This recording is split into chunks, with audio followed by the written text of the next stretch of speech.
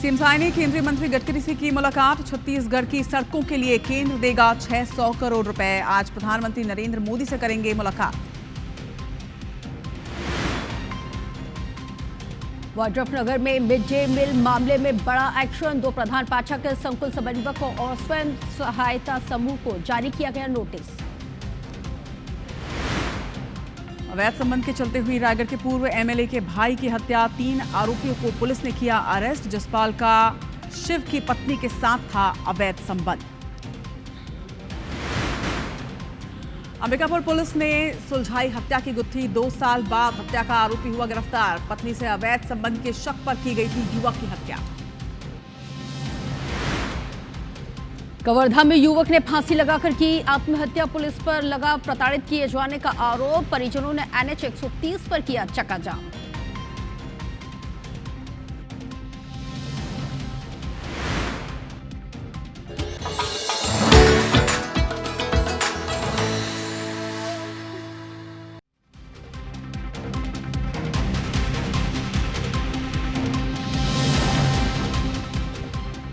तो ब्रेक के बाद एक बार फिर से आपका स्वागत है। और क्योंकि आप देख रहे हैं मेगा मॉर्निंग का प्राइम टाइम शो, जिसको 7 से लेके 10:30 बजे तक का आपका ये पूरा स्लॉट पूरी तरह से बुक है। मध्य प्रदेश की खबरें आपने देख ली। अब वक्त हो गया है जौहार छत्तीसगढ़ का, और हमारे साथ हमारे बेहद ही खास जो गेस्ट हैं शशिकांत जी भी जुड़े हुए हैं, जिनसे हम छोटे छोटे इन्वेस्टमेंट और बड़े फायदे के बारे में जानेंगे। लेकिन जौहार छत्तीसगढ़ की खबरें हम रचना से जान लेते हैं। बिल्कुल, तो जौहार छत्तीसगढ़ में सबसे पहले खबर वाड्रफनगर से आपको बता दें, जहां पर आईबीसी 24 की खबर का बड़ा असर देखा गया है। आईबीसी 24 ने मिड डे मील में गड़बड़ी की एक खबर आप तक पहुंचाई थी। स्कूल के मिड डे मील में सब्जी यहां से गायब थी। आपको बता दें कि इस खबर पर अब जरा असर हुआ है। मेन्यू के मुताबिक स्कूलों में नहीं देना था अंडा, लेकिन इसे सर्व किया गया। खबर दिखाए जाने के बाद बीओ ने नोटिस जारी किया है। नोटिस जारी कर बीओ ने जवाब तलब भी किया। उचित जवाब नहीं देने पर निलंबन की कार्रवाई यहां पर की जाएगी। तो बड़ी खबर वाड्रफनगर से सामने आई थी। हमने आपको वो तस्वीर भी दिखाई थी जहां पर मिड डे मील में अंडा करी सर्व की जा रही थी, और अब इस मामले में संज्ञान ले लिया गया है। सावन के महीने में बच्चों को अंडा दिया गया था, विरोध जताया गया। उसके बाद आईबीसी 24 ने प्रमुखता के साथ इस खबर को उठाया, और अब असर नजर आ रहा है। स्कूल के मिड डे मील से सब्जी गायब थी, बच्चों को अंडा दिया गया था। इस मामले में अब एक्शन लिया गया है, जवाब लिया गया है। खबर दिखाए जाने के बाद बीओ ने नोटिस जारी किया। नोटिस जारी कर बीओ से जवाब मांगा गया है। तो वाड्रफनगर की ये तस्वीर आप देखिए। सबसे बड़ी बात ये है कि जिस दिन ये अंडा सर्व किया गया उस दिन मेन्यू में अंडा था ही नहीं, लेकिन इसके बावजूद बच्चों को अंडा खिलाया गया, जिसके बाद बजरंग दल ने इस पर आपत्ति जताई थी और कहा था कि सावन के महीने में अंडा नहीं खिलाना चाहिए, क्योंकि कई बच्चे शाकाहारी होते हैं। बड़ी बात ये भी है कि कई बार मिड डे मील में जो मेन्यू होता है, जो न्यूट्रिशियस फूड होता है, वो भी बच्चों को नहीं दिया जाता, लेकिन यहाँ पर मेन्यू में ना होने के बावजूद भी बच्चों को अंडा सर्व किया गया। देवेश दुबे हमारे संवाददाता इस वक्त हमारे साथ वाड्रफनगर से जुड़ रहे हैं। देवेश, आईबीसी 24 की खबर का यह असर, बीओ ने अब नोटिस भी जारी किया है और जवाब भी मांगा है। बिल्कुल रचना, देखिए ये वाड्रफनगर विकासखंड के चरचरी प्राथमिक और माध्यमिक विद्यालय को सिर्फ चावल से गुजारा करना पड़ रहा था, और वही माध्यमिक शाला में बच्चों को नियम के विपरीत सावन के महीने में अंडा करी की सब्जी खिलाई जा रही थी। बजरंग दल ने इस पे आपत्ति दर्ज कराई थी। बजरंग दल का कहना था कि ऐसे शिक्षकों पे कार्रवाई होनी चाहिए, क्योंकि बिना मेनू के इन्हें अंडा सर्व किया जा रहा है। कुछ बच्चे शाकाहारी हैं, कुछ मांसाहारी हैं, और बच्चे अगर मांसाहारी हैं भी तो उन्हें सावन के महीने में कम से कम ये नहीं खिलाया जाना चाहिए। इसके बाद बीओ ने मामले में संज्ञान लिया है। 1 जन शिक्षक और 2 प्रधान पाठक और 1 जो स्वयं सहायता समूह था जिसने लापरवाही बरती थी, बच्चों को सब्जियां उपलब्ध नहीं कराई थी, उनको शोकॉज लेटर जारी किया गया है। और ये बोला गया है कि अगर 2 दिवस के भीतर अगर उचित जवाब प्रस्तुत नहीं किया गया तो इनके ऊपर निलंबन की कार्यवाही की जाएगी। आईबीसी 24 की खबर दिखाने के बाद ही प्रशासन जागा है और इतनी बड़ी कार्यवाही हुई है। जी रचना। चलिए, तमाम जानकारी के लिए देवेश आपका बहुत शुक्रिया। क्योंकि जैसा हमने सवाल भी उठाया कि कई बार मेन्यू में होते हुए भी न्यूट्रिशियस फूड नहीं दिया जाता, लेकिन यहाँ पर सावन के महीने में अंडा सर्व कराया गया। हालांकि विरोध, कुछ बच्चे मांसाहारी जरूर होते हैं, एगिटेरियंस होते हैं, उनके लिए तो ठीक है, लेकिन अगर कोई बच्चा शाकाहारी है तो जाहिर तौर पर जो आपत्ति दर्ज कराई जा रही है वो बेहद जायज़ है। तमाम जानकारी के लिए आपका बहुत शुक्रिया। और अब रुख करते हैं सरगुजा की ओर। जिले में स्कूली बच्चों को पौष्टिक आहार देने की योजना तो बनाई गई, मगर इसके लिए शिक्षक बच्चों की पढ़ाई छोड़ चना लेने घंटों लाइन में खड़े रहते हैं। ये बड़ी अजीबोगरीब स्थिति भी है। कैसे शिक्षक कतारबद्ध होकर परेशान हो रहे हैं, तस्वीरों में दिखाते हैं एक खास रिपोर्ट में।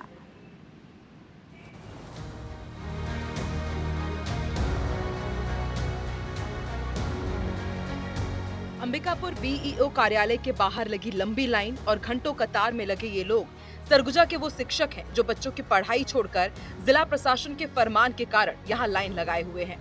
दरअसल सरगुजा कलेक्टर ने स्कूली बच्चों को पौष्टिक आहार उपलब्ध कराने प्राथमिक स्कूल के बच्चों को चना देने की योजना शुरू की है, जिसको लागू 1 अगस्त से किया जाना है।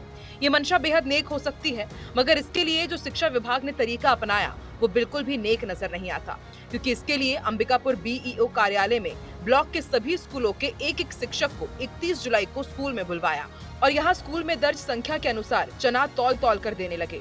घंटों खड़े रहने के कारण एक महिला शिक्षक तो बेहोश होकर गिर भी गई। कांग्रेस ने भी प्रशासन की इस व्यवस्था को शिक्षकों का अपमान बताया है।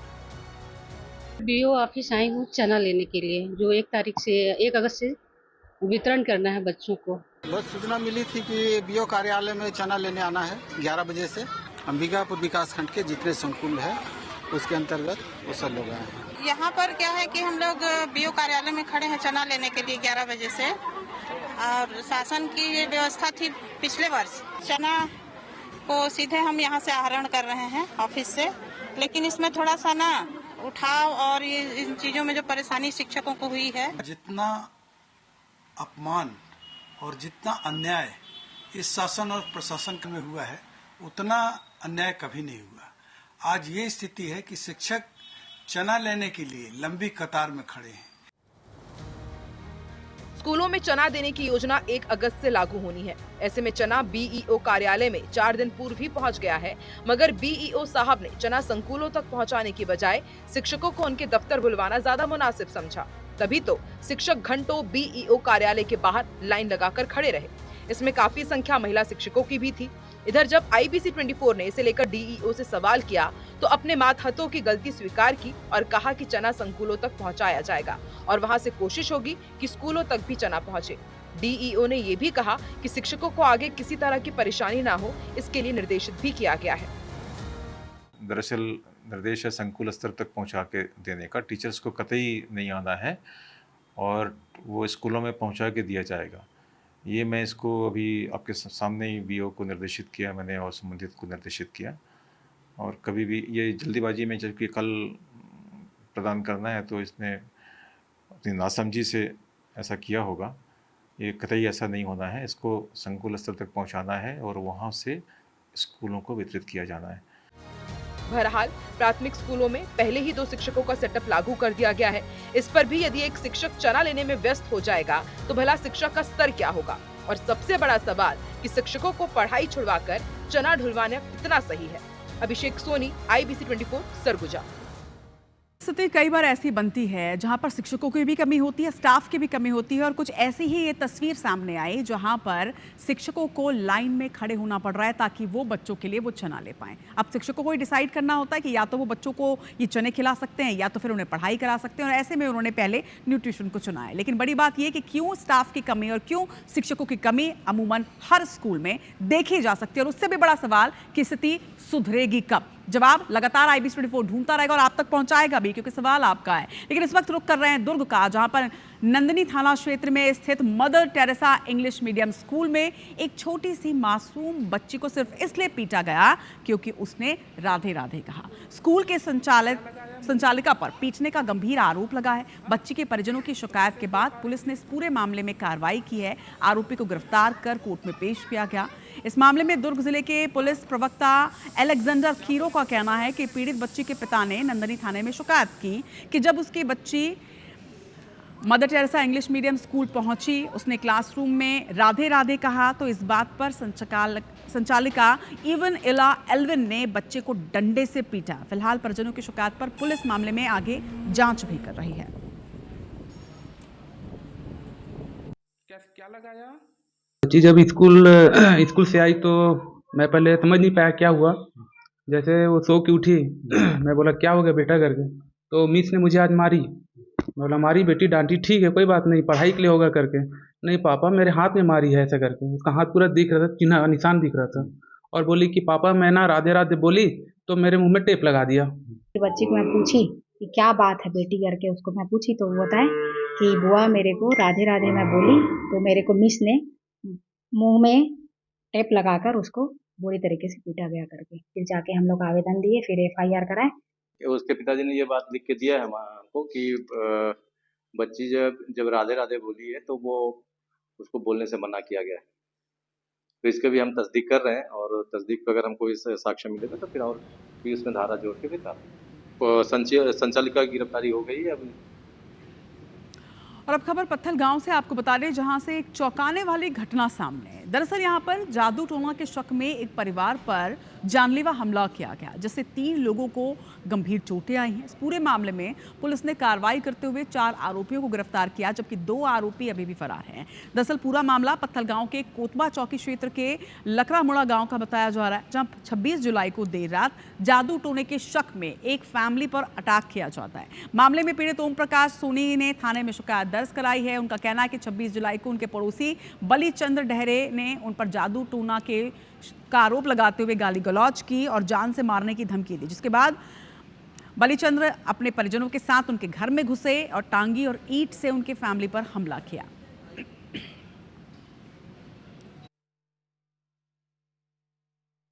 चौकी कोतवा में जादू टोना के शक के आधार पर एक मामला आया है, जिसमें टोनी प्रताड़ना अधिनियम की धारा 5 के तहत मामला पंजीबद्ध किया गया है और 6 आरोपी इसमें शामिल थे। मारपीट करने में टोनी प्रताड़ना का आरोप लगाकर इसमें से 4 आरोपियों को पुलिस ने गिरफ्तार कर लिया है। 2 आरोपी फरार हैं, उनकी तलाश की जा रही है। और उससे बड़ी खबर आपको धमतरी से बता दें, जहां पर वन विभाग की जमीन पर अवैध अतिक्रमण में किया गया है। दक्षिण सिंहपुर के खड़मा में बुलडोजर का एक्शन लिया गया। अवैध झोपड़ी और खेत में विभाग ने बुलडोजर का एक्शन लिया है। 32 अतिक्रमणकारियों से 72 एकड़ जमीन को मुक्त कराया गया है। सिंहपुर वन परिक्षेत्र का ये पूरा मामला, बड़ी संख्या में पुलिस बल के साथ में यह एक्शन लिया गया है। तस्वीरें आपके सामने हैं। धमतरी से बड़ी खबर, वन विभाग की जमीन पर अवैध अतिक्रमण था, जिस पर बुलडोजर का एक्शन लिया गया।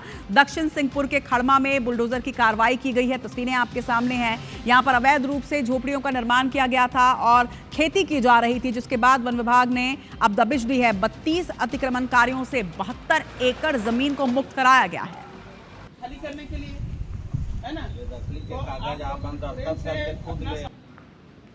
तो बड़ा एक्शन यहाँ पर लिया गया है। और मेगा मॉर्निंग में अब खबरों के साथ साथ बढ़ते हैं आगे, जैसे कि हमारी थीम है रस्क आज फ्राइडे फाइनेंस की। और मुझे लगता है अभी तक जो हमने चर्चा की है वो बहुत ही बेनिफिशियल रही है कि किस तरह से हमको फाइनेंस करना चाहिए, किस तरह से हमको अपनी बजटिंग करनी चाहिए। और जो रूल्स आज सर बता रहे हैं वो तो मेरे लिए तो बहुत काम आने वाला है आगे। Very true.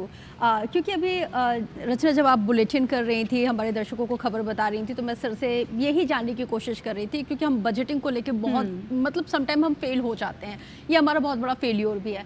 तो सर जैसे हमें फंड में इन्वेस्ट करना है तो हम अपने फंड को कैसे सेग्रीगेट करके कि स्पेसिफिक फंड में हम इन्वेस्ट करें, जिसकी वजह से हमें जो लॉन्ग टर्म्स जो बेनिफिट है वो भी हो सके। देखिए आप जो भी आप इन्वेस्ट करते हैं उस, जैसे मैंने बताया कि 50-30-20 का रेशियो है, तो वैसे ही एक आर्बिट्रेज आप अपने इन्वेस्टमेंट में भी कीजिए कि पूरे के पूरे इक्विटी में लगा देना समझदारी का काम नहीं। इक्विटी जब अच्छा रिटर्न दे रहा है तब तक ठीक है, और अगर डूबना शुरू होता है, अगर आपका डिसीजन अगर गलत है, आप गलत शेयर में चले गए हैं, तो उस स्थिति में आपका प्रिंसिपल अमाउंट भी डूबने के भी पूरे चांसेस होते हैं। तो इसीलिए इन सब रिस्क को अपने को कम करना चाहिए, कम से कम रिस्क लें। तो आप उसके लिए एक परफेक्ट रिटर्न के लिए आप डेट फंड में भी जा सकते हो, जिसमें आपका रिटर्न फिक्स है, उससे कम नहीं होगा। वैसे ही आप कुछ पोर्शन आप गोल्ड में भी लगा सकते हो। तो ऐसे ही इक्विटी, डेट, गोल्ड, वो परिस्थितियों को देखते हुए। लेकिन सर डिसाइड कैसे करें कि कितना, मतलब उस 20% का कितना हिस्सा हम गोल्ड में करें, कितना SIP में, कितना और कहीं? देखिए जैसे SIP में अगर जा रहे हैं तो निश्चित तौर पे SIP में जाने से पहले ही आपको एक अध्ययन जरूर कर लेना चाहिए। वो तो आपने बताया। और अभी मैं बहुत जगहों पे समाचारों में भी सुनने को मिलता है कि फर्जी एडवाइजर्स भी बहुत मिल रहे हैं, जिससे लोगों को बहुत नुकसान उठाना पड़ा, लगातार न्यूज़ में आ रहे हैं। तो ये पहली बात तो ये है कि इक्विटी में, एसआईपी में, म्यूचुअल फंड में निवेश के लिए कोई रॉकेट साइंस नहीं होता। पहले आपको उसकी, अगर आप डायरेक्ट मार्केट में इक्विटी में जाना चाहते हैं तो आपकी अध्ययन बहुत अच्छी होनी चाहिए। Share market, Shashikant ji, I am very sorry, मैं इंटरप्ट कर रही हूँ।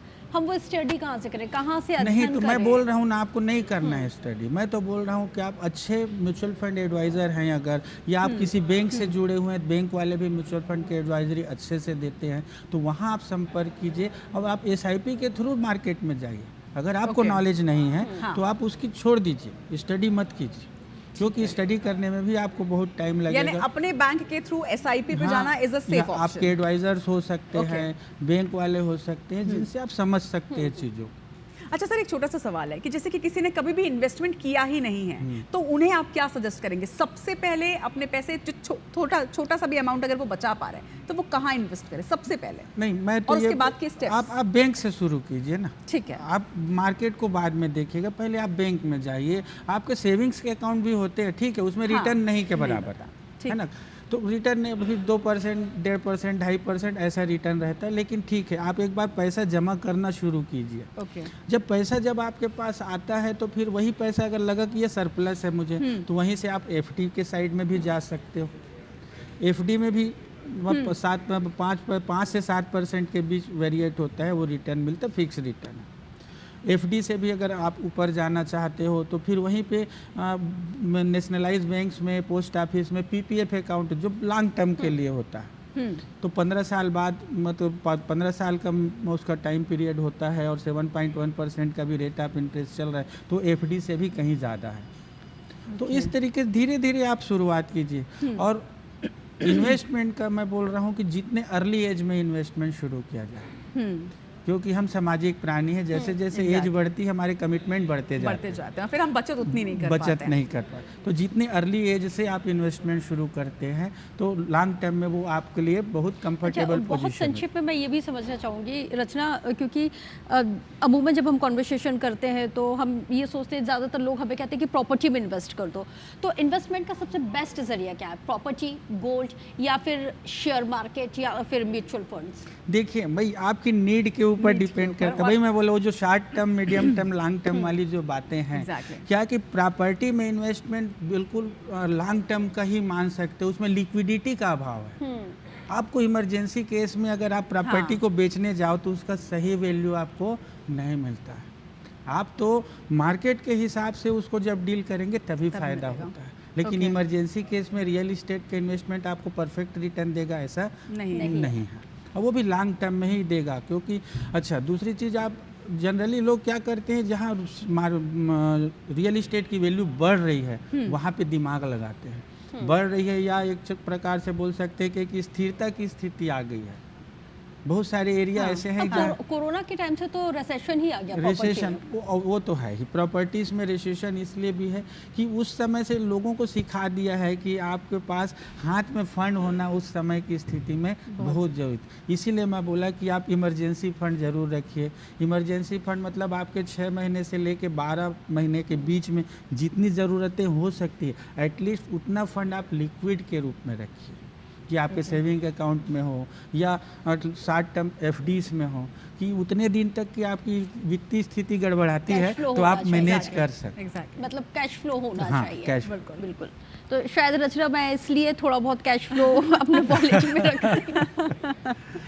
बिल्कुल। तो आज हमने अपने एक्सपर्ट से बहुत सारी अच्छी चीज़ें जानी है, और मुझे लगता है कि रस, आप और मैं, अब हम लोग तो ये 50-30-20 का रूल जो है वो इसी महीने से फॉलो करेंगे, क्योंकि वैसे भी आज पहली तारीख है और जैसे ही सैलरी आएगी तो हम सबसे पहले इसी रूल को फॉलो करने वाले हैं। और उम्मीद करते हैं कि आपको भी आज के हमारे एक्सपर्ट गेस्ट की जो एडवाइस है वो समझ में आई होगी और आप इसको भी फॉलो करेंगे। बहुत शुक्रिया आपका शशिकांत सर, आप आए और आपने इतनी एक्सपर्टीज हमारे साथ शेयर की। जोहार छत्तीसगढ़ में रुख करते हैं खबरों की ओर। सबसे पहले आपको एक बड़ी खबर से अपडेट कर देते हैं। मुख्यमंत्री विष्णुदेव साय ने दिल्ली में केंद्रीय सड़क परिवहन मंत्री नितिन गडकरी से मुलाकात की। राज्य की कई महत्वपूर्ण सड़क परियोजनाओं को मंजूरी मिली है। केंद्रीय सड़क निधि के तहत 600 करोड़ रुपए की ये मंजूरी है। स्टेट कैपिटल रीजन के अंतर्गत आने वाले 2 लेन मार्ग को 4 लेन में अपग्रेड करने की योजना को भी मंजूरी दे दी गई है।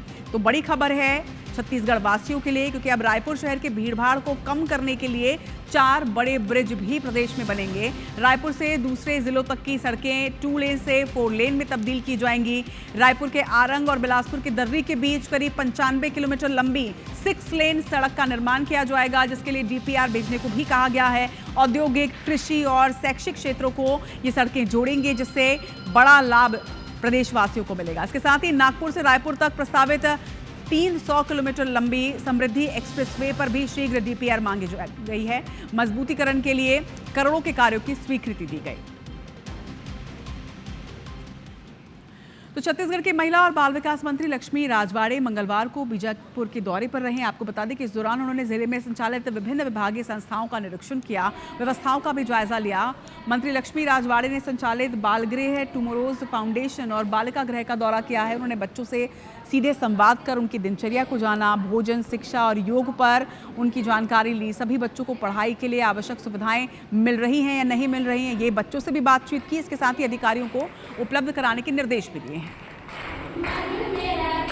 बीजापुर में दौरा की और अनेक संस्थाओं में की, जहां आंगनबाड़ी केंद्र हैं। नियत नेला नार के तहत हर प्रकार की योजनाओं का लाभ पहुंचाने के लिए शासन प्रयास कर रही है और जो व्यवस्था बन पड़ती है शासन द्वारा, विशेष फोकस किया गया है नेला नार के जो गांव पड़ रहे हैं, पूरी व्यवस्था दी जाएगी।